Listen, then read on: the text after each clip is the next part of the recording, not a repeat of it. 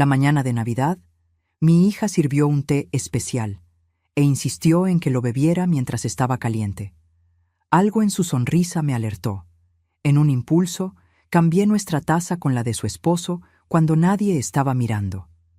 20 minutos después, él se desplomó en el sillón, arrastrando las palabras y sin poder mantenerse en pie. Fue en ese momento que entendí.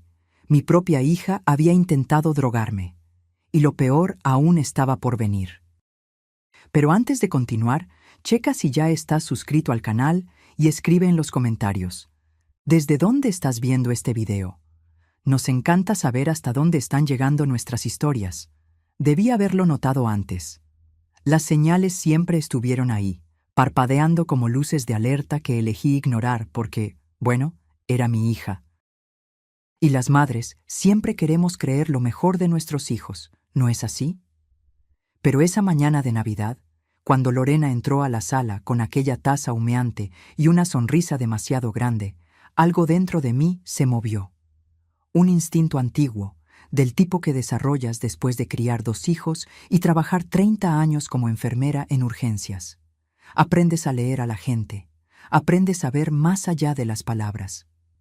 «Mami, te hice un té especial», dijo, extendiendo la taza blanca con flores azules. La misma taza que le había regalado en su cumpleaños de 15 años. «Jengibre con limón y un toque de miel. Sé que te encanta». Tomé la taza, sintiendo el calor en las palmas de las manos. El vapor subía en espirales perezosas, cargando un fuerte olor a jengibre, pero había algo más, algo que no podía identificar. Lorena se quedó parada frente a mí, esa sonrisa todavía pegada a su cara, los ojos fijos en mí de una manera que no era natural. Era como si estuviera esperando algo, observando. «Gracias, mija», murmuré, llevando la taza a mis labios. Pero no bebí. Fingí que estaba soplando para enfriar, mientras mi cerebro trabajaba rápido, intentando entender qué estaba mal. Fue cuando noté la taza de Ricardo, su esposo, en la mesita de al lado del sillón. Café negro, intacto, aún humeante. Lorena se dio la vuelta por un segundo para ajustar el moño del árbol de Navidad, y yo actué sin pensar. Extendí el brazo, tomé su taza y puse la mía en su lugar. Cuando ella regresó la mirada, yo ya estaba llevando la taza de café a mis labios, tomando un sorbo del líquido amargo y fuerte. Café puro, sin azúcar, sin nada más que café. Vi su rostro cambiar. Fue rápido, solo un segundo, pero lo vi. Los ojos se abrieron ligeramente. La boca se entreabrió como si fuera a decir algo, pero luego se controló. La sonrisa regresó, forzada esta vez, y dijo: «Mami, esa no es tu taza, la tuya tiene jengibre». «¿Ah, sí?», puse una expresión de confusión mirando las 2 tazas. «Disculpa, mija, ya tomé un sorbo de su café. Está delicioso, por cierto». «Pero hice el té especialmente para ti», insistió, y había un toque de urgencia en su voz ahora. «Con ingredientes frescos. Te hará bien para tu garganta». «Mi garganta está perfecta», respondí, tomando otro sorbo del café. «Pero gracias por la atención». Se quedó parada allí por unos segundos más, los labios apretados en una línea fina, antes de finalmente darse la vuelta y regresar a la cocina. La observé irse, mi corazón latiendo más rápido de lo que debería. ¿Estaría volviéndome paranoica? ¿Sería solo una madre preocupada queriendo cuidarme y yo estaba viendo cosas donde no había nada?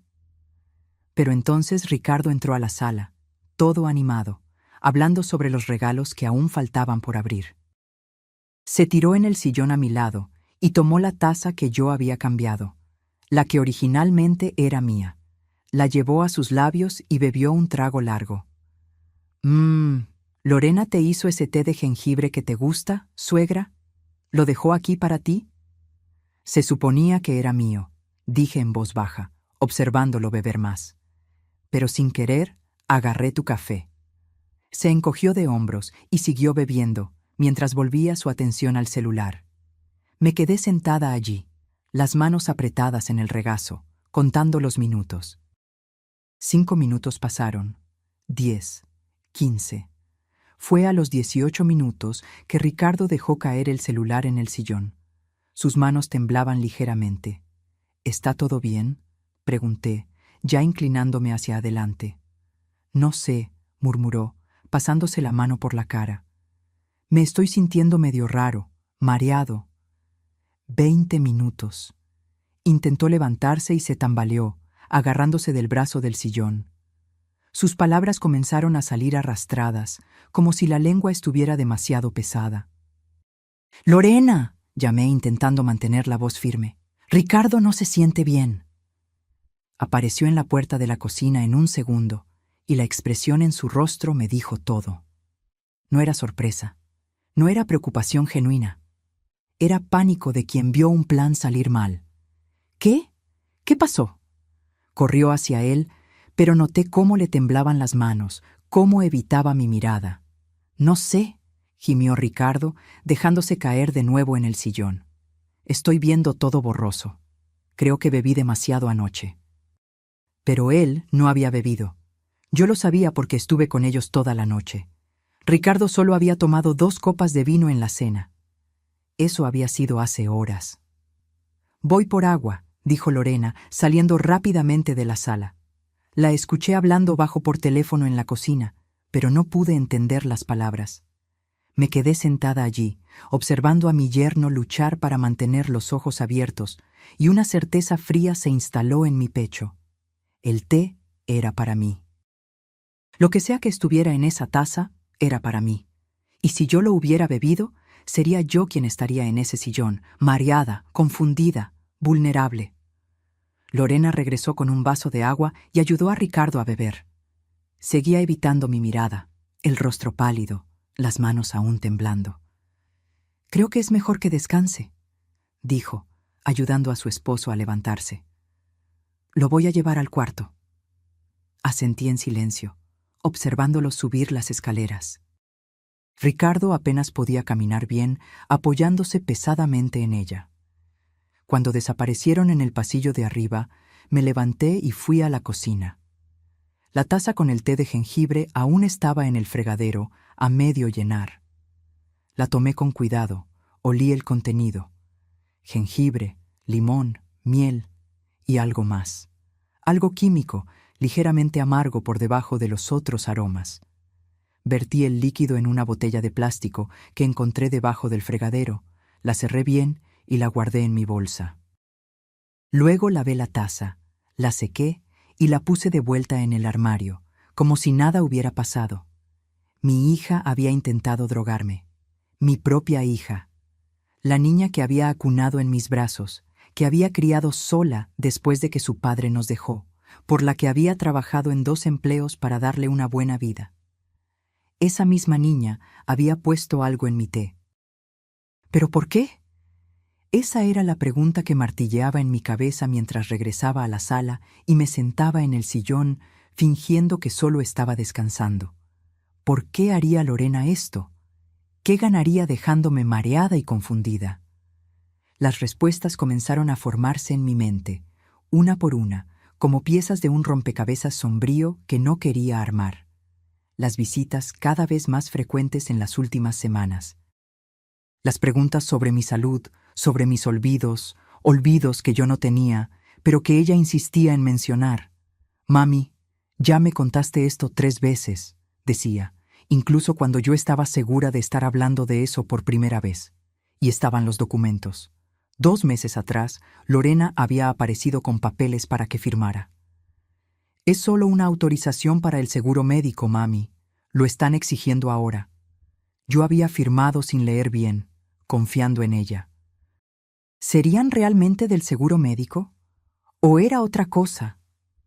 El sonido de pasos en la escalera me sacó de mis pensamientos. Lorena bajó sola, el rostro aún pálido, pero la sonrisa ya de vuelta en su lugar. Esa sonrisa ensayada que usaba cuando quería convencer a alguien de algo. «Ricardo está durmiendo», dijo, sentándose en el sillón frente a mí. «Creo que de verdad exageró ayer. Ya sabes cómo se pone cuando empieza a beber». Yo sabía que estaba mintiendo. Pero fingí que le creía, porque necesitaba tiempo para pensar, para planear. Si ella supiera que había descubierto, ¿quién sabe lo que haría? Pobrecito, murmuré, manteniendo el rostro neutro. Espero que se mejore pronto. Se va a mejorar, dijo Lorena demasiado rápido. Es solo cuestión de dormir un poco. Nos quedamos en silencio por un momento, el aire pesado entre nosotras. Ella jugaba con su celular, pero yo podía sentir que estaba nerviosa. Las piernas se movían, los dedos tamborileaban en el costado del teléfono. «Mami», comenzó sin levantar los ojos. «Estaba pensando, tal vez sea mejor que vengas a vivir aquí con nosotros, ya sabes, para que no estés sola en esa casa grande, y yo podría cuidarte mejor».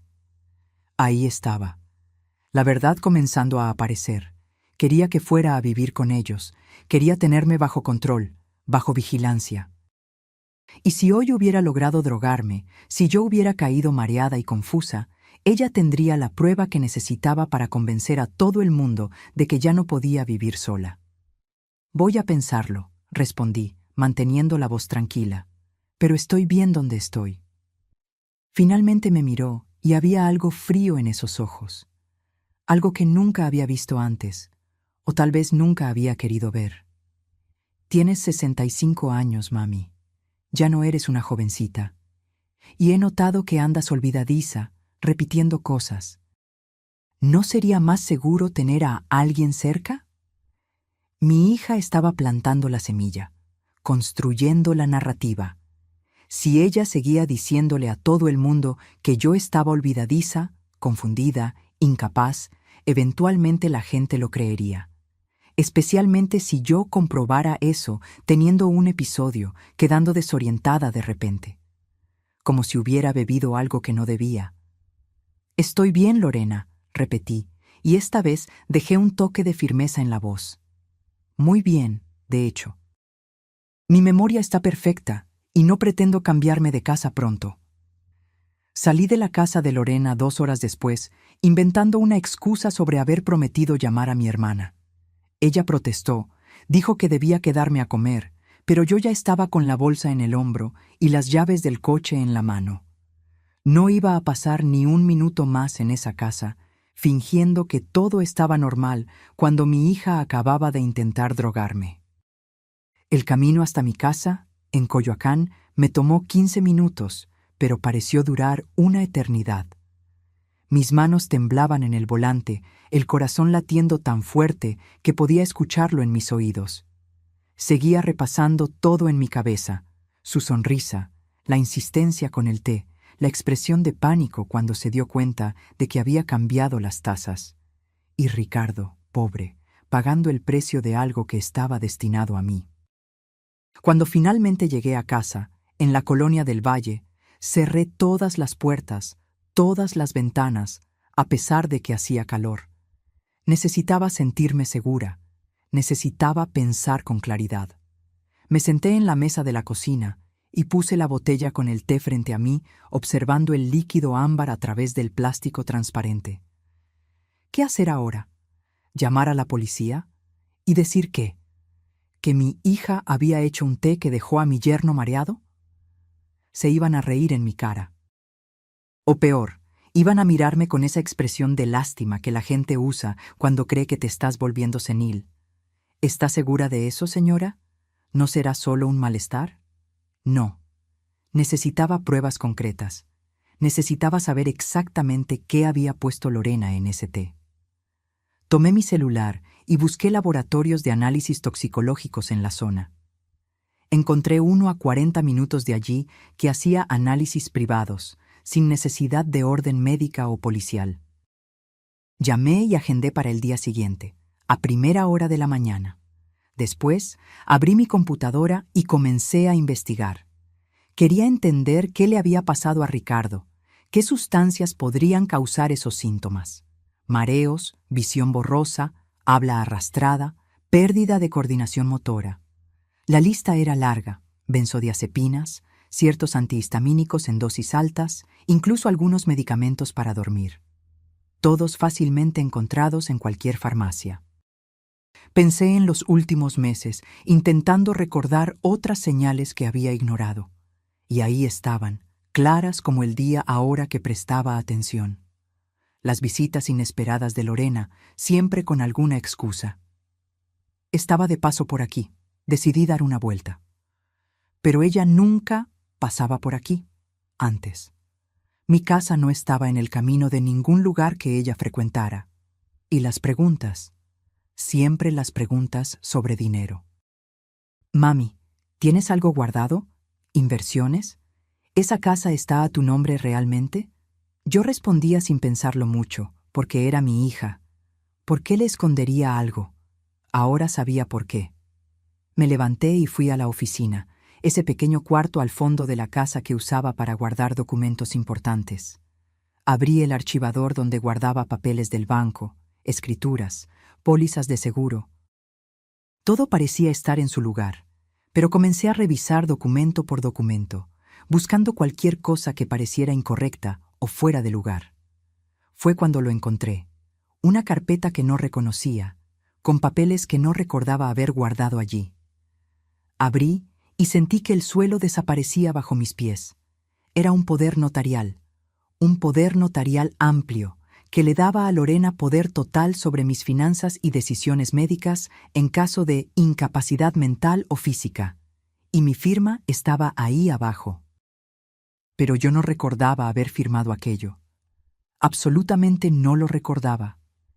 Miré la fecha, 2 meses atrás, la misma época en que ella había aparecido con aquellos papeles del seguro médico. Sentí que la rabia subía por mi garganta, caliente y amarga. Me había engañado. Me había hecho firmar un poder notarial creyendo que era otra cosa completamente diferente. Fotografié cada página con mi celular, guardé los originales de vuelta en la carpeta y puse todo en el archivador. Necesitaba copias antes de hacer cualquier cosa. Necesitaba pruebas de todo. Esa noche apenas pude dormir. Me quedaba despierta en la oscuridad, escuchando cada ruido de la casa, cada crujido de la madera acomodándose, cada soplo de viento en las ventanas. Seguía viendo el rostro de Lorena en mi mente, esa sonrisa falsa, esos ojos fríos. ¿Cómo no lo había visto antes? ¿Cómo había dejado que las cosas llegaran a este punto? Pero yo sabía cómo, porque era mi hija, porque la amaba. Porque las madres siempre quieren creer que sus hijos son buenos, son honestos, son incapaces de hacer daño, especialmente a ellas. A la mañana siguiente me desperté con el sol aún saliendo. Me bañé, me vestí con cuidado, pantalones de mezclilla, blusa sencilla, zapatos cómodos. Quería parecer lúcida, capaz, en control de todas mis facultades. Tomé la botella con el té y conduje hasta el laboratorio. El técnico que me atendió era un muchacho joven, tal vez unos 30 años, con bata blanca y expresión profesional. Le expliqué que necesitaba un análisis toxicológico completo de la muestra, sin entrar en muchos detalles. No hizo preguntas, solo tomó la botella, le puso una etiqueta con un número de identificación y me dijo que los resultados estarían listos en 5 días hábiles. ¿Puede ser más rápido?, pregunté. Es urgente. Me miró por un largo momento, como si estuviera evaluando algo, y luego asintió. Puedo tener los resultados en 48 horas, pero costará el doble. No hay problema. Pagué allí mismo, tomé el recibo y regresé al coche. 2 días. En 2 días sabría exactamente qué había puesto Lorena en ese té, y entonces podría decidir qué hacer. Pero no podía quedarme simplemente esperando. Necesitaba más información. Necesitaba entender toda la extensión de lo que ella estaba planeando. Conduje hasta el registro civil en Tlalpan, donde había registrado mis documentos a lo largo de los años. La notaria era la misma desde hacía décadas, una mujer de unos 60 años llamada Carmen, que conocía a la mitad de la ciudad. «Buen día, doña Vera». Me saludó con una sonrisa cálida cuando entré. «¿Qué la trae por aquí hoy?» «Necesito verificar unos documentos», expliqué. «Un poder notarial que fue registrado a mi nombre hace cerca de 2 meses». Ella parpadeó, sorprendida. «¿No recuerda haberlo registrado?» «Recuerdo haber firmado papeles que mi hija dijo que eran del seguro médico, pero descubrí ayer que era un poder notarial». Su expresión cambió, volviéndose seria. Entiendo. Voy a buscar en los archivos. Salió por unos 10 minutos y regresó con una carpeta. La abrió frente a mí y allí estaba, una copia autenticada del mismo poder que yo había encontrado en casa. Solo que esta tenía algo más, una declaración anexa, firmada por un médico que yo no conocía, atestando que yo estaba presentando signos de deterioro cognitivo leve y que el poder era una medida preventiva necesaria. Yo nunca fui a ese médico, dije, señalando el nombre. Nunca había oído hablar de él en mi vida. Doña Carmen frunció el ceño. Pero aquí está su firma, autorizando la consulta y estando de acuerdo con la evaluación. Miré la firma. Se parecía a la mía, pero no era exactamente igual. Las letras estaban un poco más temblorosas, un poco más apresuradas, como si alguien hubiera intentado copiar mi letra, pero no perfectamente. Esto es falsificación, dije, mi voz saliendo más firme de lo que esperaba. Alguien falsificó mi firma en este documento. Doña Carmen me miró por un largo momento, luego al documento y luego de vuelta a mí. Vi cuando tomó una decisión. Doña Vera, voy a ser honesta con usted, dijo, bajando la voz a pesar de estar solas en el registro. Cuando su hija trajo estos papeles, algo me incomodó. Estaba muy ansiosa, insistiendo en que todo fuera registrado el mismo día, que era urgente. Pero los documentos estaban en orden, las firmas parecían correctas y no tenía base legal para negarme. ¿Ella vino sola? ¿O yo estaba con ella? Ella vino sola. Dijo que usted había firmado todo en casa, que tenía gripe y no podía salir. Otra mentira. Yo no había tenido gripe, ni me había quedado en casa ese día específico. Revisé mi calendario mentalmente y recordé que estaba trabajando en la clínica donde hacía voluntariado los jueves. ¿Qué puedo hacer?, pregunté. ¿Cómo anulo esto? Va a necesitar un abogado, dijo doña Carmen. Y va a necesitar probar que la firma fue falsificada o que usted fue inducida a error. ¿Tiene a alguien que pueda atestiguar sobre su capacidad mental, su lucidez? Pensé rápido. Mis colegas de la clínica, mi médico personal, mi hermana. Entonces empiece por ahí. Reúna testigos, documentos, cualquier cosa que pruebe que usted está en pleno control de sus facultades. Y busque un abogado especializado en derecho de familia. Hay uno muy bueno aquí en Tlalpan, el licenciado Jesús Gómez. Puedo darle su contacto. Anoté el número que me dio y agradecí. Antes de salir, me agarró el brazo suavemente. Doña Vera, tenga cuidado. Si su hija fue capaz de falsificar documentos, de preparar todo este esquema, no subestime qué más puede hacer.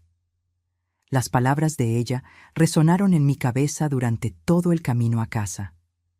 No subestime qué más puede hacer. Como si necesitara un recordatorio después de lo que pasó la mañana de Navidad. Tan pronto como llegué a casa, llamé al licenciado Jesús. Le expliqué la situación brevemente. El poder fraudulento, la sospecha de que mi hija había intentado drogarme, la declaración médica falsificada. Me dio hora para el día siguiente, a primera hora de la mañana. Luego llamé a mi hermana, Marta. Ella era 3 años menor que yo, vivía en otra ciudad, Puebla, pero hablábamos al menos una vez a la semana. Le conté todo, desde el té hasta los documentos falsificados. Dios mío, Vera, jadeó. Siempre pensé que Lorena era un poco interesada, pero esto es criminal. ¿Ya fuiste a la policía? Todavía no. Quiero esperar los resultados del análisis del té. Así tendré prueba concreta. Necesitas protección. ¿Quieres que vaya para allá? Puedo llegar hoy en la noche. Por un momento, consideré aceptar. Pero luego pensé en cómo se vería eso. Una mujer de 65 años necesitando que su hermana viniera a cuidarla. Sería exactamente la narrativa que Lorena estaba intentando construir. No es necesario, Marta. Pero gracias. Solo necesito que estés disponible para atestiguar, si es necesario, para confirmar que estoy lúcida, que no tengo problemas de memoria, que soy perfectamente capaz de cuidarme sola. Claro, cualquier cosa, solo llama. Y Vera, cambia las cerraduras de tu casa. Hoy mismo. ¿Lorena tiene copia de las llaves? Mi sangre se heló. Sí tenía. Le había dado una copia hace años, para emergencias, y nunca se la había pedido de vuelta. Voy a resolver eso ahora, prometí y colgué. Pasé el resto del día llamando a cerrajeros, instalando nuevas cerraduras, cambiando todos los pasadores. Costó una fortuna hacer todo el mismo día, pero no me importó. Necesitaba sentirme segura en mi propia casa. Esa noche, Lorena llamó. Dejé que sonara hasta que cayera en el buzón de voz. Volvió a llamar. Y otra vez. A la cuarta vez contesté. «Mami, por fin». Estaba preocupada. «¿Por qué no contestaste mis llamadas?» «Estaba ocupada», respondí, manteniendo la voz neutra. «¿Ocupada con qué? Mami, ¿estás bien? No te molestaste por haberte ido más temprano ayer, ¿verdad? Solo quería que te quedaras a comer». «Estoy bien, Lorena. Solo tenía cosas que resolver». Silencio del otro lado. Después, ¿qué tipo de cosas? Cosas mías. Otro silencio, más largo esta vez. Casi podía escuchar sus pensamientos corriendo, intentando entender lo que estaba pasando. «Mami, estás actuando raro. Me estás preocupando. ¿No deberías ir al médico? ¿Hacerte unos análisis?» Ahí estaba de nuevo. La sugerencia plantada con cuidado, haciéndome parecer que yo era el problema. «No necesito un médico, Lorena. Estoy perfectamente bien». «Pero saliste de casa el día de Navidad sin siquiera despedirte bien. Eso no es normal en ti. Y ahora estás toda evasiva. No quieres hablar». «No estoy evasiva. Solo estoy ocupada». «¿Con qué?», insistió, la voz volviéndose más aguda. «Mami, ¿qué estás haciendo? ¿A dónde fuiste hoy?» La pregunta me tomó por sorpresa. ¿Cómo sabía que había salido? ¿Sería solo una corazonada o...? «Lorena, tengo que irme. Hablo contigo después». «Mami, espera», colgué antes de que pudiera continuar. Mi corazón latía aceleradamente. ¿Me estaría vigilando? ¿Habría alguien observando mi casa? Fui a la ventana y miré a la calle, buscando coches desconocidos, personas paradas donde no deberían estar. No vi nada, pero eso no significaba que no había nada que ver. Cerré las cortinas y me alejé de la ventana. ¿Me estaba volviendo paranoica? ¿O simplemente cautelosa? La línea entre las dos cosas se estaba volviendo muy delgada. A la mañana siguiente, me desperté temprano y fui directo a la oficina del licenciado Jesús. Era un hombre de unos 50 años, pelo canoso, traje bien cortado, aire de quien lo había visto todo. Escuchó mi historia sin interrumpirme, solo haciendo anotaciones de vez en cuando. Cuando terminé, se quedó en silencio por un momento, tamborileando los dedos en la mesa. «Vera, voy a ser directo. Usted tiene un caso fuerte, pero complicado. El poder notarial es válido en principio. Tiene todas las formalidades legales. Para anularlo, vamos a necesitar probar fraude, y eso no es simple. ¿Tiene testigos que la vieron firmar?» «No. Lorena dijo que yo estaba en casa, enferma, pero no era verdad». «¿Puede probar que no estaba enferma? ¿Tiene a alguien que la vio ese día?» Pensé rápido. «Estaba en la clínica donde hago voluntariado. Hay registro de asistencia, otras personas me vieron allí». «Óptimo, eso ayuda. ¿Y sobre el té? ¿Está esperando los resultados del análisis?» «Debe salir mañana o pasado mañana», asintió. «Si el análisis muestra que había sustancias controladas en ese té, tenemos base para abrir una investigación policial. Intento de envenenamiento es un delito grave. Pero le voy a advertir, demandar a su propia hija va a ser difícil, y la repercusión familiar va a ser devastadora». «Lo sé», respondí, y realmente lo sabía. Pero ¿cuál era la alternativa? ¿Dejar que me drogara, me declarara incapaz, tomara control de mi vida? Pero no voy a dejar que me robe todo lo que construí. Entonces haremos lo siguiente. Primero, revocaremos formalmente ese poder notarial. Voy a preparar los documentos hoy mismo. Segundo, Usted va a hacerse una evaluación psiquiátrica completa con un profesional que yo le indicaré, para tener un informe reciente que atestigue su plena capacidad.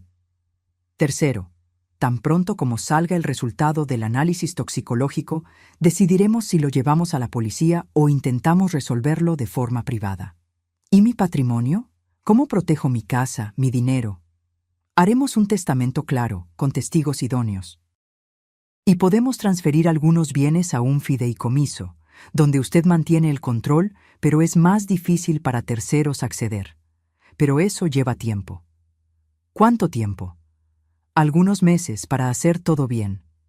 Algunos meses. Tiempo suficiente para que Lorena intentara de nuevo. Tiempo suficiente para que ella descubriera lo que yo estaba haciendo e intentara detenerme. Salí de la oficina del abogado con una lista de cosas que hacer y una sensación extraña de alivio mezclada con miedo. Al menos tenía a alguien de mi lado ahora, alguien que creía en mí y sabía cómo ayudarme legalmente. Pero también sabía que estaba entrando en una guerra, y las guerras siempre tienen bajas. De camino a casa, paré en el supermercado. Necesitaba provisiones, pero también quería un lugar lleno de gente, cámaras de seguridad, testigos. Un lugar donde Lorena no pudiera aparecer y hacer una escena sin que alguien viera. Estaba en el pasillo de los cereales cuando la vi. Lorena. Empujando un carrito, viniendo en mi dirección. Por un segundo pensé en darme la vuelta e irme, pero era demasiado tarde. Ella ya me había visto. «Mami». Su rostro se iluminó con esa sonrisa falsa que ahora conocía tan bien. «Qué coincidencia encontrarte aquí». Coincidencia. Claro, como si ella no supiera exactamente dónde hacía mis compras todas las semanas. «Hola, Lorena». Se acercó demasiado, invadiendo mi espacio personal. «Desapareciste. No contestas mis llamadas, no respondes mensajes». «Estoy preocupada. Ya te dije que estoy bien. Pero no estás actuando bien, mami». Su voz se hizo más baja, más urgente. «No es normal que me evites así, que te alejes. ¿Será que no te das cuenta? Estás cambiando, poniéndote diferente». Era impresionante cómo hacía eso. Darle la vuelta a la situación, hacerme parecer la persona irracional. Pero no iba a caer en eso. Ya no. La única cosa que cambió, Lorena, es que abrí los ojos. Ella parpadeó. «¿Qué?» «Sé lo del poder notarial. Sé lo que hiciste». Vi su rostro cambiar. Por un segundo la máscara cayó completamente y vi rabia pura en sus ojos. Pero fue rápido. En un parpadeo, la sonrisa preocupada estaba de vuelta. «Mami, ese poder notarial es para tu propio bien, para darme las condiciones de ayudarte en caso de que algo suceda. Tú misma estuviste de acuerdo. Yo estuve de acuerdo en firmar papeles del seguro médico, no en darte control total sobre mi vida». «Es lo mismo. Estoy intentando cuidarte». La gente comenzó a mirar en nuestra dirección. Necesitaba salir de allí antes de que hiciera una escena más grande. «Hablo contigo después», dije, empujando mi carrito hacia el lado opuesto. Pero ella me siguió. «No, vamos a hablar ahora. No puedes simplemente acusarme de lo que sea que estés pensando e irte». Me di la vuelta para encararla. «Lorena, yo cambié las tazas esa mañana. El té que era para mí fue para Ricardo. Y él se puso mal. Muy mal». Silencio. Las personas a nuestro alrededor fingían no estar escuchando, pero yo sabía que estaban prestando atención a cada palabra. «Él bebió de más la noche anterior», dijo Lorena, pero su voz salió menos firme. «Tú misma lo viste». «Él bebió 2 copas de vino. Eso no deja a nadie de esa manera al día siguiente». «¿Estás insinuando que yo...?» No terminó la frase. Solo me miró con una expresión de shock tan convincente que casi creí que era real. Casi. «Mami, te estás volviendo paranoica. Esto es un síntoma, ¿no te das cuenta? Necesitas ayuda». «Yo no necesito ayuda, pero tú vas a necesitar un abogado muy bueno cuando salgan los resultados del análisis toxicológico del té». Vi cómo la sangre desaparecía de su rostro. ¿Tú guardaste el té?» Lo guardé y lo mandé a analizar. Voy a saber exactamente lo que pusiste en él. Se quedó parada, con la boca abierta, buscando las palabras. Finalmente dijo: «Estás loca, estás completamente loca». Y salió prácticamente corriendo, dejando el carrito de compras abandonado en medio del pasillo. Me quedé allí parada, temblando, intentando procesar lo que acababa de hacer. Había mostrado mis cartas. Había revelado que sabía de su plan. ¿Y ahora qué haría? Terminé mis compras en piloto automático, pagué y salí. En el estacionamiento miré a mi alrededor varias veces antes de entrar al coche, revisando si alguien me estaba siguiendo. La paranoia que Lorena había acusado se estaba volviendo real, pero no porque me estuviera volviendo senil. Era porque mi propia hija estaba conspirando contra mí. Conduje a casa despacio, teniendo cuidado extra, revisando el espejo retrovisor constantemente. Cuando llegué, verifiqué todas las ventanas y puertas antes de entrar. Todo parecía intacto, pero aún así me sentía observada. Guardé las compras rápidamente y me senté en la sala, intentando calmarme. Mi celular sonó. Era un número desconocido. Dudé, pero contesté. «¿Señora Vera?» Una voz masculina, profesional. «Aquí es del laboratorio de análisis. Logramos procesar su muestra más rápido de lo que esperábamos. Los resultados están listos». Mi corazón dio un brinco. «¿Y qué encontraron?» «Prefiero no discutir por teléfono. ¿Puede venir a buscarlo personalmente? Tenemos el informe completo aquí». «Voy para allá». Colgué y tomé la bolsa de nuevo. 20 minutos después, estaba frente al técnico, leyendo el informe con las manos temblando tanto que apenas podía sostener el papel. Zolpidem. Había Zolpidem en el té. Un medicamento de venta restringida, usado para el insomnio, que en dosis altas causa exactamente los síntomas que Ricardo tuvo: mareos, desorientación, habla arrastrada, pérdida de coordinación. Y en personas mayores, especialmente si se mezcla con otros medicamentos, podía ser fatal. La cantidad encontrada en la muestra era suficiente para causar daño significativo, explicó el técnico. Especialmente si la persona que lo consumió tuviera alguna condición cardíaca o estuviera tomando otros medicamentos. Fue suerte que no haya habido consecuencias más graves. Ricardo era joven y saludable. Por eso solo se había mareado y dormido por horas. Pero yo tomaba medicamento para la presión alta. Si yo hubiera bebido ese té, combinado con mi medicación diaria, podría haber tenido un paro cardíaco. Mi hija no solo estaba intentando dejarme confusa, estaba intentando matarme. ¿Quiere que le emita un informe formal?, preguntó el técnico. ¿Para uso judicial? Sí, respondí, mi voz saliendo firme a pesar del temblor interno. Sí, por favor. Él preparó el documento, con sellos y firmas oficiales. Pagué el adicional, guardé todo cuidadosamente en la bolsa y regresé al coche. Pero no fui a casa. Fui directo a la fiscalía en Azcapotzalco. El fiscal que me atendió era un hombre de mediana edad, barriga prominente, aire de quien ya había oído de todo. Le conté mi historia de principio a fin, le mostré el informe toxicológico, le mostré el poder notarial fraudulento, le expliqué sobre la declaración médica falsa.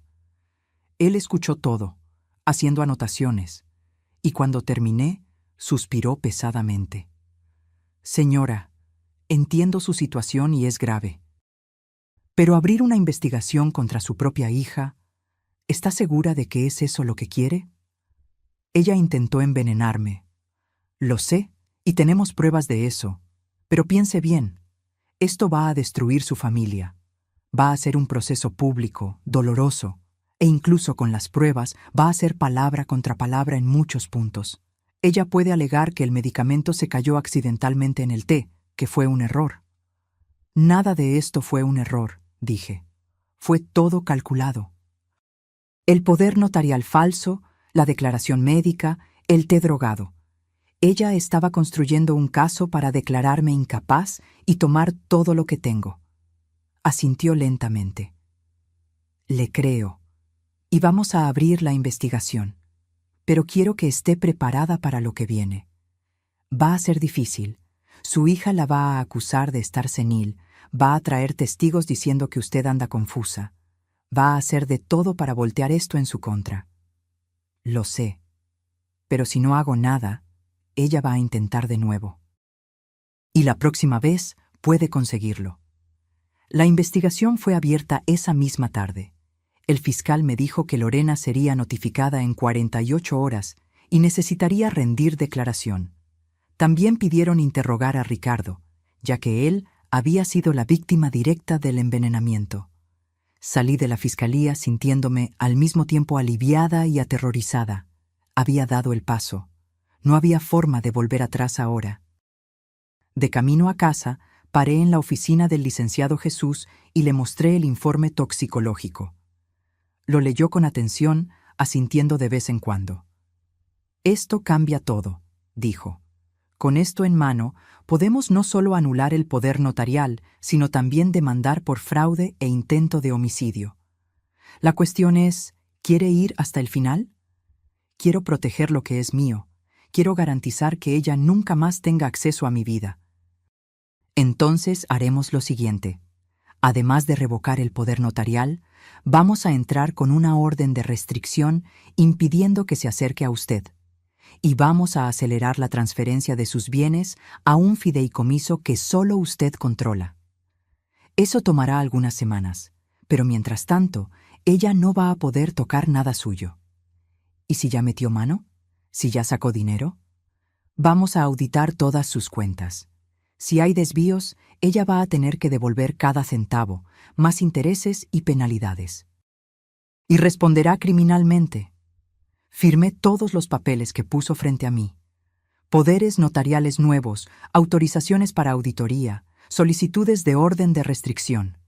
Me dolía la mano de tanto firmar, pero no paré. Cada firma era una capa más de protección, una barrera más entre Lorena y todo lo que yo había construido. Cuando finalmente llegué a casa, ya era de noche. Estaba exhausta, física y emocionalmente. Preparé un té de una caja nueva, sellada, que yo misma había comprado, y me senté en la sala, intentando procesar todo lo que había sucedido en los últimos días. Mi celular sonó. Lorena. La ignoré. Volvió a sonar, y otra vez. Después comenzaron los mensajes. «Mami, necesito hablar contigo urgentemente. Por favor, contesta el teléfono. No puedes hacerme esto. Soy tu hija. Te vas a arrepentir de esto, te lo juro». Bloqueé el número.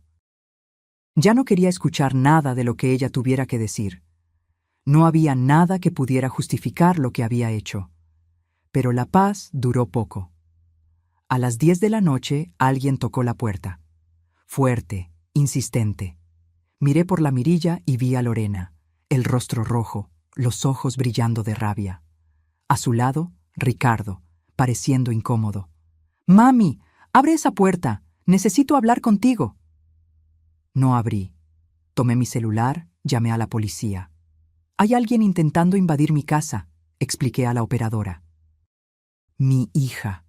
Hay una investigación abierta contra ella y una orden de restricción en trámite». «Patrulla en camino», dijo. Me quedé pegada a la puerta, escuchando a Lorena gritar del otro lado. Decía que yo estaba loca, que había perdido la razón, que estaba cometiendo el mayor error de mi vida. Ricardo intentaba calmarla, pero ella no escuchaba. 8 minutos después, oí las sirenas. Vi por las rendijas de la cortina a 2 policías saliendo de la patrulla y acercándose. Lorena dejó de gritar inmediatamente, componiendo el rostro, cambiando la rabia por preocupación. «Oficiales, gracias a Dios que vinieron. Mi madre está en crisis. Necesita ayuda médica urgente». Pero los policías habían sido informados de la situación. Uno de ellos, una policía joven de cabello recogido, dijo: «Señora Lorena, hay una orden de restricción siendo procesada. Necesita alejarse de esta propiedad».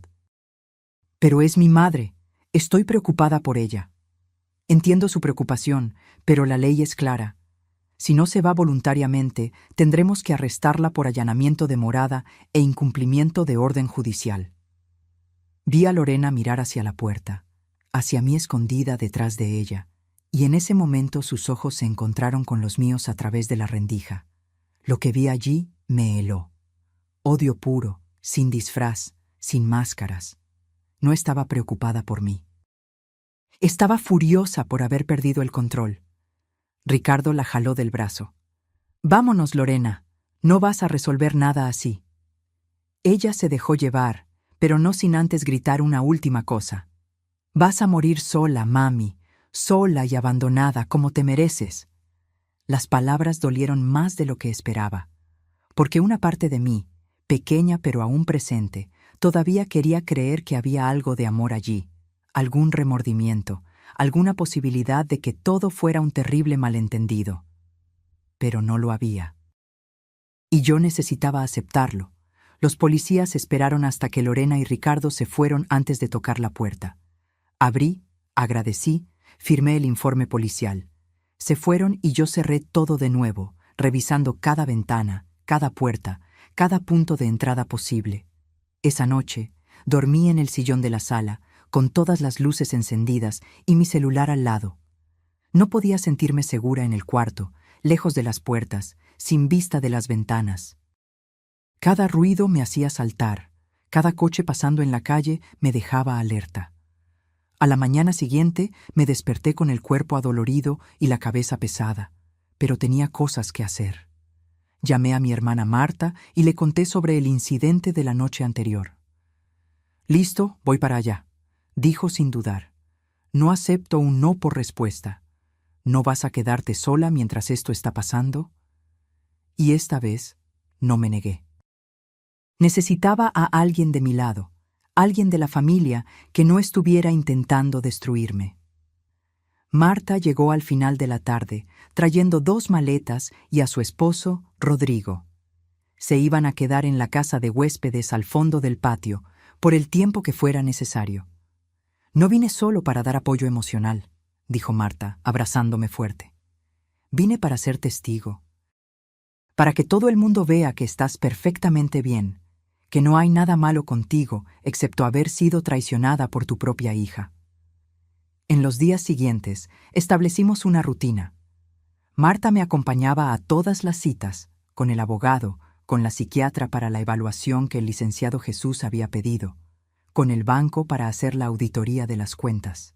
Rodrigo instaló cámaras de seguridad alrededor de la casa, sistemas de alarma en las puertas y ventanas. La evaluación psiquiátrica tomó 3 horas. La doctora, licenciada Paula, fue meticulosa. Hizo pruebas de memoria, de razonamiento lógico, de capacidad de juicio. Preguntó sobre mi rutina, mis pasatiempos, mis relaciones. Me pidió que resolviera rompecabezas, que recordara secuencias de números, que volviera a contar historias que ella me había contado. Al final, cerró el cuaderno y sonrió. «Señora Vera, su capacidad cognitiva no solo es normal, sino que está por encima del promedio para su rango de edad. Su memoria es excelente, su razonamiento es claro y su juicio es sólido. No hay absolutamente ninguna señal de deterioro mental». El informe fue emitido el mismo día, con sellos y firmas. Una pieza más en mi arsenal de defensa. La auditoría bancaria, sin embargo, trajo malas noticias. Había retiros que yo no había autorizado, transferencias a cuentas que yo no conocía. En total, Lorena había desviado casi 400,000 pesos en los últimos 6 meses, siempre valores lo suficientemente pequeños para no llamar la atención inmediata, pero que sumados representaban una cantidad significativa. «Ella venía preparando esto hace tiempo», dijo el licenciado Jesús cuando le mostré los estados de cuenta. Probablemente ya sabía que iba a necesitar dinero rápido cuando su plan fuera descubierto. «¿Puedo recuperar ese dinero? Podemos demandar por devolución, sí. Y con las pruebas que tenemos, ella no va a tener cómo negarlo. Pero eso lleva tiempo, meses, tal vez años». Años. La palabra resonó en mi cabeza. ¿Tendría yo energía para eso? ¿Para años de demandas, audiencias, declaraciones? La notificación le llegó a Lorena una semana después. Necesitaría comparecer a la fiscalía para rendir declaración sobre las acusaciones de fraude, falsificación de documentos e intento de envenenamiento. Ricardo también fue convocado, ya que él había sido la víctima que efectivamente consumió el té drogado. El licenciado Jesús me llamó al día siguiente de la notificación. Lorena contrató a un abogado, y no es cualquiera, es el licenciado Flavio Torres, conocido por defender casos difíciles y usar tácticas agresivas. ¿Qué significa eso para mí? Significa que ella va a luchar, no va a aceptar las acusaciones pasivamente. Prepárese para que ella intente desacreditarla públicamente, cuestionar su cordura, traer personas a atestiguar contra su capacidad mental. Pero yo tengo el informe psiquiátrico, tengo pruebas, y ella va a intentar descalificar cada una de ellas. Así es como funciona, pero no se preocupe, tenemos un caso sólido, solo no va a ser fácil ni rápido. Él tenía razón. En los días que siguieron, comenzaron a aparecer historias sobre mí, pequeñas, plantadas con cuidado. Una exvecina que apenas conocía dio una entrevista al periódico local hablando sobre cómo yo parecía confundida últimamente, repitiendo las mismas preguntas varias veces.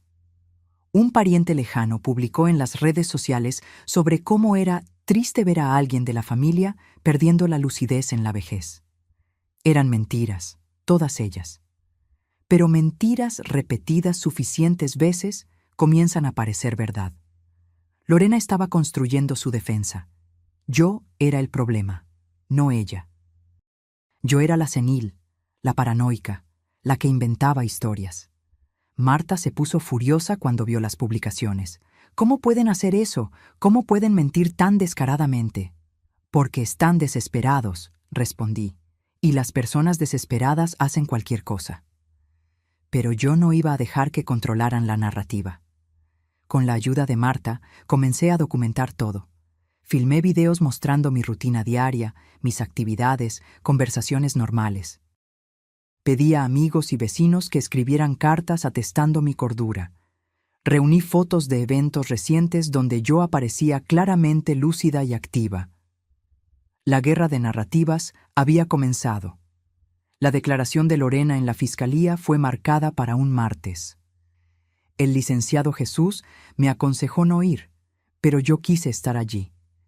Quería mirarla a los ojos cuando intentara mentir sobre lo que había hecho.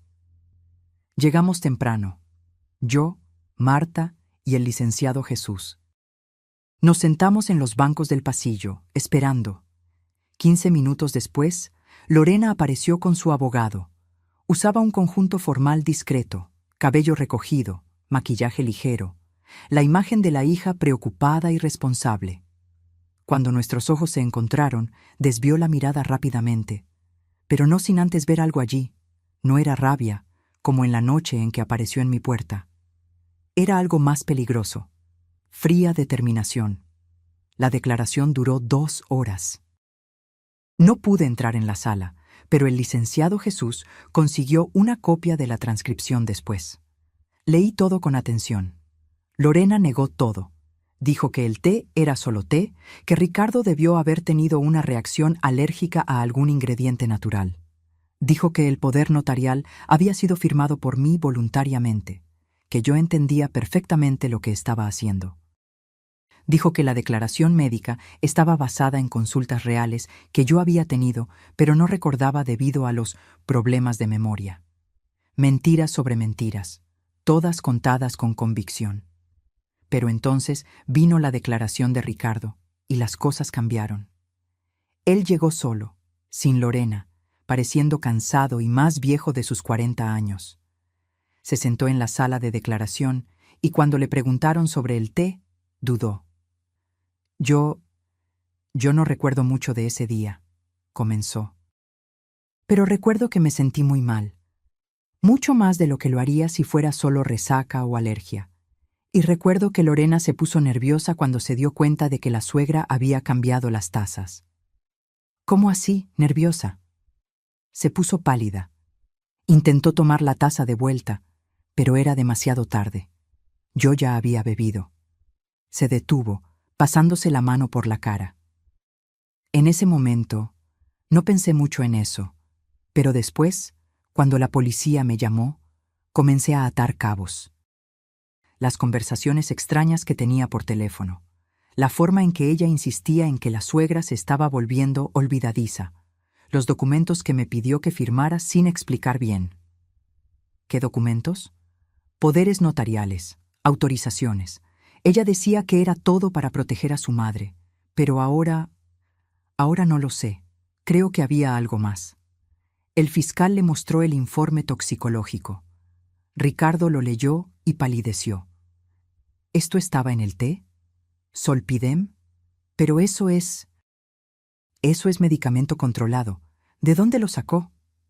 Estamos investigando, pero ¿tiene alguna idea? Ricardo se quedó en silencio por un largo momento. Luego dijo en voz baja: ella tiene una receta para el insomnio. Lleva meses tomándolo. Una pieza más encajando. Lorena tenía acceso legal al medicamento, tenía los medios, tenía el motivo. Y ahora, con la declaración de su propio esposo, tenía un testimonio comprometedor contra ella. Cuando el licenciado Jesús me contó sobre la declaración de Ricardo, sentí algo extraño. No era alegría por tener una prueba más. Era tristeza. Tristeza porque Ricardo, que siempre había sido amable conmigo, ahora estaba atrapado en medio de todo esto. Tristeza porque una familia estaba siendo destruida y no había vuelta atrás. Ricardo pidió el divorcio. Me contó el licenciado Jesús. Habló con el fiscal después de la declaración oficial. Dijo que ya no puede confiar en ella, que se dio cuenta de que no conocía a la mujer con la que estaba casado. Ella va a culparme por todo, dije. Va a decir que destruí su matrimonio. Probablemente, pero la verdad es que ella hizo esto sola. En los días siguientes, me quedé esperando alguna reacción de Lorena. Una llamada, un mensaje, tal vez otro intento de aparecer en mi casa. Pero no hubo nada. Silencio total. Esto me ponía más nerviosa que las amenazas. Al menos cuando estaba gritando, yo sabía dónde estaba, qué estaba pensando. Pero en el silencio podría estar planeando cualquier cosa. Está acorralada, dijo Marta cuando comenté mis preocupaciones. Su abogado debe haberle ordenado que se quede quieta, que no haga nada que pueda empeorar la situación. O está esperando el momento justo para atacar. Marta me miró con esa expresión de hermana menor que siempre sabía cuando yo tenía miedo, pero fingía que no. «¿Vera? ¿Le tienes miedo?», pensé antes de responder. Tengo miedo de lo que pueda hacer, de hasta dónde está dispuesta a llegar, porque yo crié a esta niña, creí que la conocía, y descubrí que no conozco nada. Si fue capaz de intentar envenenarme, de falsificar documentos, de mentir tan fácilmente, ¿de qué más es capaz? Por eso tienes protección ahora. Las cámaras, la alarma, la orden de restricción. Y yo estoy aquí. Rodrigo está aquí. No va a dejar que se acerque a ti. Pero la protección solo funciona cuando sabes de dónde viene el ataque. Y Lorena había demostrado ser muy buena atacando desde ángulos inesperados. 3 semanas después, recibí una llamada del licenciado Jesús con noticias que no esperaba. «Vera, acabo de ser contactado por el abogado de Lorena. Quiere llegar a un acuerdo». «¿Qué tipo de acuerdo?». «Ella se compromete a devolver todo el dinero desviado, renuncia formalmente a cualquier derecho sobre su herencia o bienes y acepta la revocación completa del poder notarial. A cambio, usted retira las acusaciones criminales». Me quedé en silencio, procesando. Era una oferta tentadora. Significaba recuperar el dinero, garantizar mi seguridad financiera y evitar años de juicio. Pero también significaría que Lorena no respondería por lo que hizo. No habría castigo, no habría registro criminal. Ella quedaría libre, dije. Legalmente sí, pero usted quedaría protegida, y con su vida de vuelta. Necesito pensar. Claro, pero sepa que están presionando por una respuesta rápida. Creo que está con problemas financieros. El divorcio, los honorarios del abogado, la pérdida de acceso a su dinero. Debe estar desesperada. Colgué y me quedé sentada en el porche, observando el jardín. Marta estaba regando las plantas, Rodrigo arreglando la cerca que se había soltado con el fuerte viento de la noche anterior. Era una escena tan normal, tan pacífica, y yo podía tener eso de vuelta. Paz, tranquilidad, si solo aceptaba el acuerdo y dejaba todo atrás. Pero, ¿sería justo? Lorena había intentado matarme. Había planeado todo fríamente, metódicamente. Y si yo lo dejaba pasar, si no sufría consecuencias reales, ¿qué la impediría de intentar de nuevo? Con otra persona, tal vez. O incluso conmigo, en el futuro, cuando creyera que yo había bajado la guardia. «Estás pensando en aceptar el acuerdo», dijo Marta, acercándose con la manguera aún en la mano. No era una pregunta. «Lo estoy considerando». ¿Y cuál sería la decisión de la Vera de hace 30 años? Esa que crió 2 hijos sola, que trabajó doble turno, que nunca dejó que nadie pasara por encima de ella. Sonreí a pesar de todo. Ella mandaría esa oferta muy lejos. Entonces, ¿por qué la Vera de ahora sería diferente? No te volviste más débil con la edad, Vera. Te volviste más sabia, y sabiduría no significa aceptar la injusticia. Ella tenía razón. Yo sabía que la tenía. Pero también estaba cansada. Cansada de la lucha, del estrés, de tener que probar constantemente que estaba cuerda, que era víctima y no villana de esta historia. Esa noche llamé al licenciado Jesús.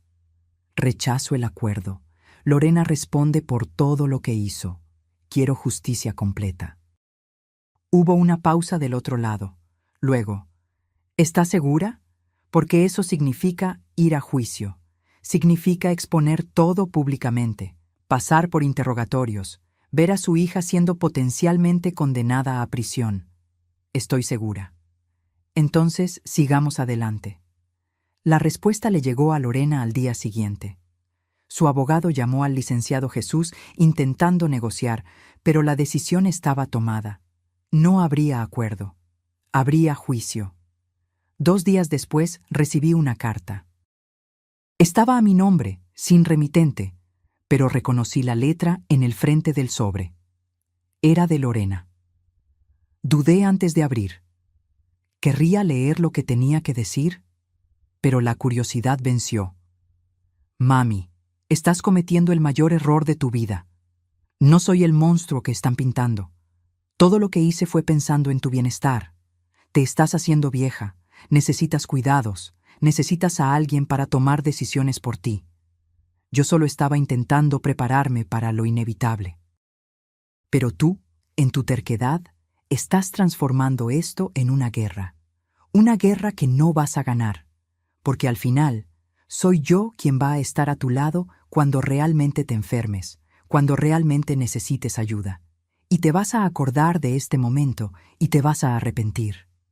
Arrepentir de haber elegido a extraños, abogados, policías, jueces, en lugar de tu propia hija. Pero para entonces será demasiado tarde. Vas a morir sola, como te mereces, y yo voy a estar lejos, viviendo mi vida, libre de tu paranoia y de tu amargura. Adiós, mami. Fuiste tú quien quiso esto. Leí la carta 3 veces. No había una disculpa. No había reconocimiento de lo que había hecho. Solo más culpa, más manipulación, más intentos de darle la vuelta a la historia y hacerme parecer la villana. Guardé la carta junto con todos los otros documentos. Una prueba más de su carácter en caso de que la necesitáramos en el juicio. Los meses siguientes transcurrieron en una rutina extraña. Había audiencias preparatorias, declaraciones de testigos, peritajes. Cada semana traía una nueva etapa del proceso. Y cada etapa traía más revelaciones sobre hasta dónde había llegado Lorena. Descubrimos que había consultado a 3 médicos diferentes, intentando conseguir una declaración de que yo tenía demencia. 2 se negaron después de examinarme y ver que yo estaba perfectamente bien. El tercero, aquel cuya firma estaba en los documentos fraudulentos, nunca me había visto personalmente. Solo había firmado basándose en lo que Lorena le contó. Cuando fue confrontado, el médico admitió que había sido negligente, que no había seguido los protocolos correctos, perdió su licencia y también respondió por falsificación de documentos. Pero su declaración fue crucial. Confirmó que Lorena había buscado activamente formas de declararme incapaz, incluso sabiendo que no había base médica para ello. Descubrimos también que había intentado vender mi casa a escondidas. Había contactado a inmobiliarias, hecho evaluaciones, llegado incluso a firmar un precontrato usando el poder notarial fraudulento. La venta solo no se concretó porque el comprador pidió conocerme personalmente, y Lorena no pudo arreglar un encuentro sin levantar sospechas. Cada descubrimiento era una puñalada, no solo por la traición en sí, sino por la planificación. Esto no había sido un impulso, un momento de debilidad. Había sido un plan elaborado, ejecutado a lo largo de meses, tal vez años. Lorena me había mirado, a mí, su madre, y había visto solo una oportunidad. Un obstáculo entre ella y el dinero que creía que merecía. ¿Cómo no lo vi?, le pregunté a Marta una noche, mientras revisábamos los documentos para el juicio que se acercaba. ¿Cómo una madre no se da cuenta de que su propia hija está planeando destruirla? Porque la amabas, respondió Marta simplemente. Porque el amor no cuestiona, no sospecha, no asume lo peor, y ella usó eso contra ti. El juicio fue marcado para un lunes de agosto. Era invierno, pero el día amaneció soleado, cielo azul sin nubes. Parecía incorrecto, de alguna manera. Un día tan bonito para algo tan feo. Me vestí con cuidado, traje discreto, cabello recogido, maquillaje ligero. Quería parecer lo que era, una mujer lúcida, capaz, víctima de una hija manipuladora. Marta y Rodrigo fueron conmigo. El licenciado Jesús nos encontró en la puerta del juzgado. ¿Está preparada?, preguntó. Tanto como puedo estar. Lorena ya estaba adentro cuando entramos. Sentada al lado de su abogado, de espaldas a mí. No se dio la vuelta cuando pasé. Su esposo Ricardo no estaba presente. Sería llamado como testigo más tarde. El juicio duró 3 días. 3 días de declaraciones, argumentos, pruebas presentadas. Atestigué sobre la mañana de Navidad, sobre las tazas cambiadas, sobre todo lo que había descubierto después. Ricardo atestiguó sobre cómo se había sentido después de beber el té, sobre las conversaciones extrañas que había oído, sobre los documentos que Lorena le hacía firmar sin explicación adecuada. La Fiscalía presentó el informe toxicológico, los documentos fraudulentos, los registros bancarios mostrando los desvíos. Presentó la declaración del médico que había firmado la falsa declaración de demencia. La defensa intentó argumentar que todo había sido un malentendido, que Lorena solo intentaba cuidarme, que el medicamento en el té había sido un accidente. Pero las pruebas eran demasiadas, muy claras, muy condenatorias. En el tercer día, Lorena finalmente subió al estrado de los testigos. Prestó juramento, se sentó erguida, el rostro compuesto en una máscara de dignidad herida. Su abogado comenzó con preguntas amables, intentando construir una imagen de hija preocupada e incomprendida. Señora Lorena, ¿puede contarnos por qué decidió preparar ese té especial para su madre la mañana de Navidad? Yo quería hacer algo especial para ella, respondió Lorena, su voz suave y controlada. A mi madre le encanta el té de jengibre. Pensé que sería un gesto cariñoso empezar el día así. Y sobre el medicamento encontrado en el té, ¿puede explicar cómo fue a parar allí? Yo tomo medicamento para dormir, Solpidem. Esa mañana estaba cansada, había dormido mal la noche anterior. Debí haber tomado la pastilla para beberla con agua y accidentalmente la dejé caer en la olla donde estaba preparando el té. No me di cuenta. Fue un error terrible, pero fue solo eso, un error. Era una historia bien ensayada, casi convincente, casi. Si no supieras de todo lo demás, los documentos falsificados, los desvíos de dinero, los intentos de declararme incapaz. La fiscal, una mujer de unos 40 años, llamada licenciada Beatriz, se levantó para el interrogatorio. Señora Lorena, La cantidad de solpidem encontrada en el té era equivalente a 4 pastillas. ¿Nos está diciendo que dejó caer 4 pastillas accidentalmente? Lorena dudó.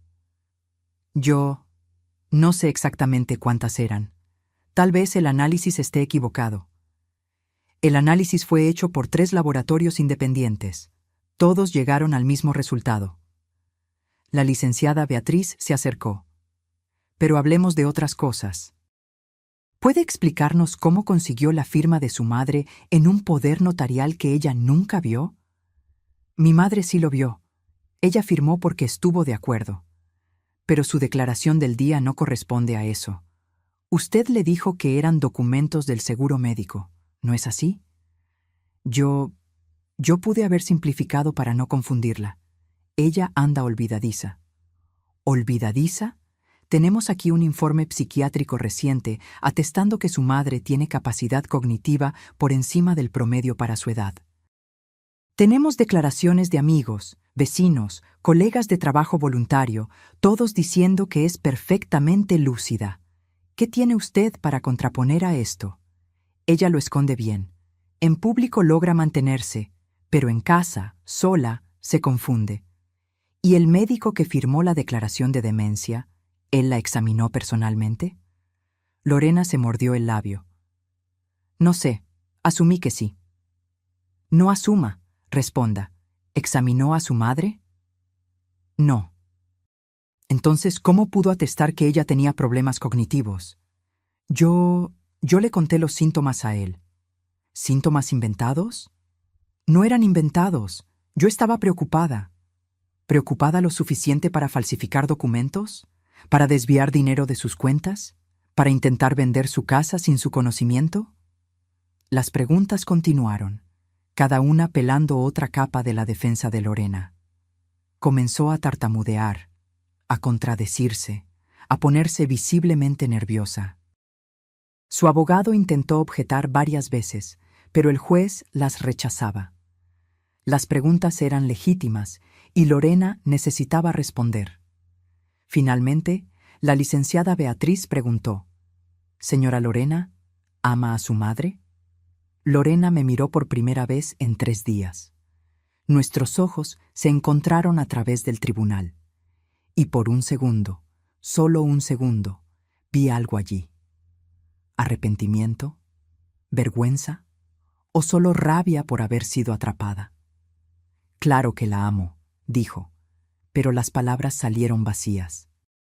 «Qué curioso», dijo la licenciada Beatriz, «porque todas las evidencias sugieren que solo ama su dinero». El abogado de Lorena protestó vehementemente, pero el daño estaba hecho. Vi a algunos jurados asentir discretamente. Cuando llegó mi turno de hacer una declaración final, me levanté despacio. Mi cuerpo dolía.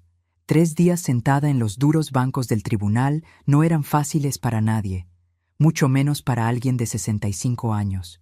Pero mantuve la postura erguida, la cabeza en alto. «Lorena es mi hija», comencé, mi voz resonando en el tribunal silencioso. «La llevé por 9 meses. La crié sola después de que su padre nos abandonó. Trabajé 2 empleos para darle todo lo que necesitaba. Pagué su universidad, ayudé con su boda, estuve allí en cada momento importante de su vida». Hice una pausa, respirando profundamente. Y ella recompensó mi amor intentando matarme. No fue accidente, no fue preocupación materna, fue avaricia pura y simple. Me miró y vio a una jubilada con algo de dinero guardado, una casa pagada, nadie para defenderme. Vio una oportunidad. Lorena bajó la cabeza, pero no lloró. No demostró ninguna emoción. Pude haber aceptado el acuerdo que me ofreció. Pude haber recuperado mi dinero y evitado todo esto.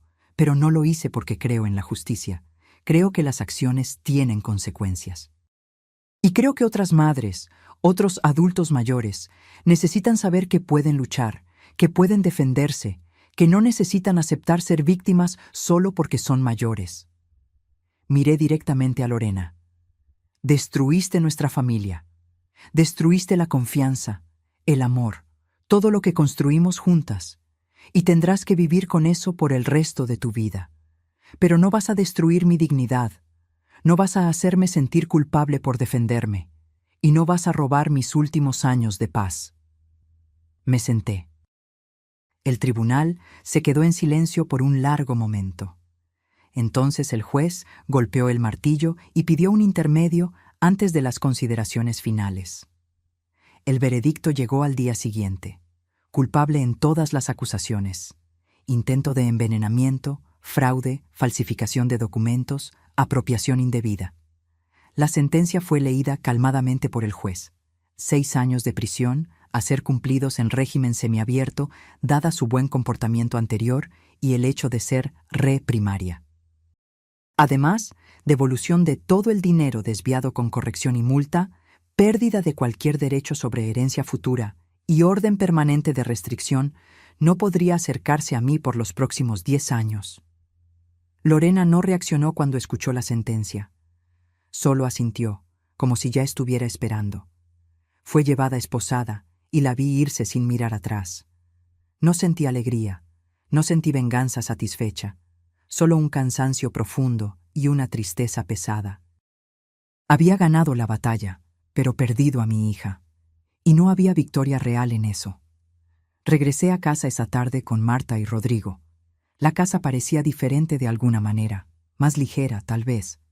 O tal vez yo era la que estaba diferente.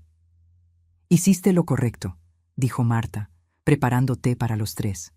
Té de verdad, de una caja nueva que ella misma había comprado. «Sé que ahora no lo parece, pero lo hiciste». «Es mi hija», murmuré.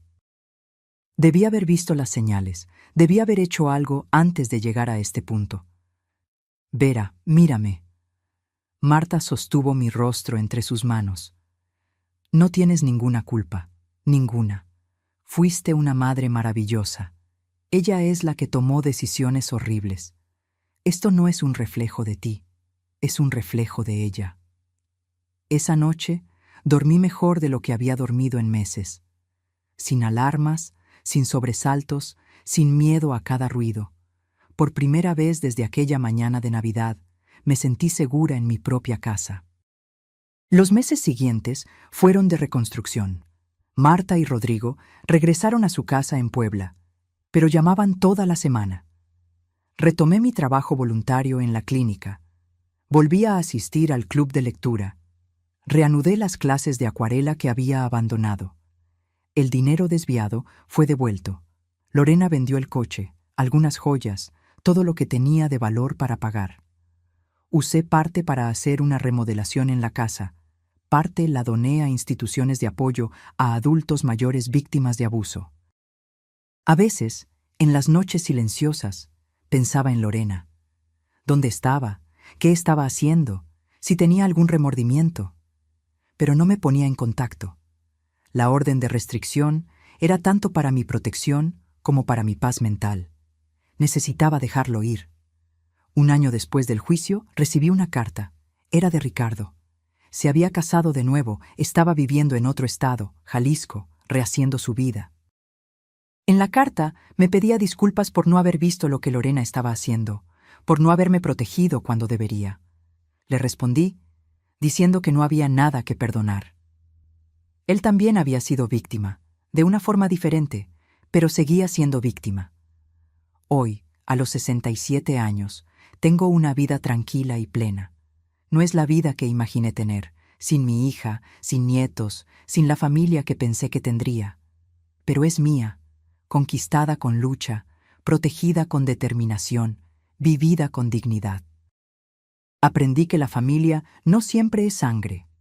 Es quien está a tu lado en los peores momentos, quien cree en ti cuando todos dudan, quien lucha por ti cuando tú casi te rindes de luchar por ti misma. Aprendí que envejecer no significa volverse frágil o vulnerable. Significa tener sabiduría, experiencia, fuerza acumulada de todas las batallas anteriores. Significa saber cuándo luchar y cómo luchar. Y aprendí, más dolorosamente, que a veces amar a alguien significa dejar que enfrenten las consecuencias de sus propias acciones. Incluso cuando ese alguien es tu hija. Incluso cuando duele más de lo que imaginabas posible. La casa está silenciosa ahora, pero no vacía. Está llena de recuerdos buenos, de antes de que todo se desmoronara. Está llena de posibilidades futuras, de nuevos comienzos que todavía puedo tener. Y está llena de paz, una paz que luché mucho para conseguir y que no voy a dejar que nadie me quite nunca más. Ahora, si te gustó esta historia, haz clic en suscribirse y dime en los comentarios, ¿qué parte te dejó con la boca abierta? Ah, y no olvides hacerte miembro para tener acceso a videos exclusivos que no publico aquí. Te espero allá.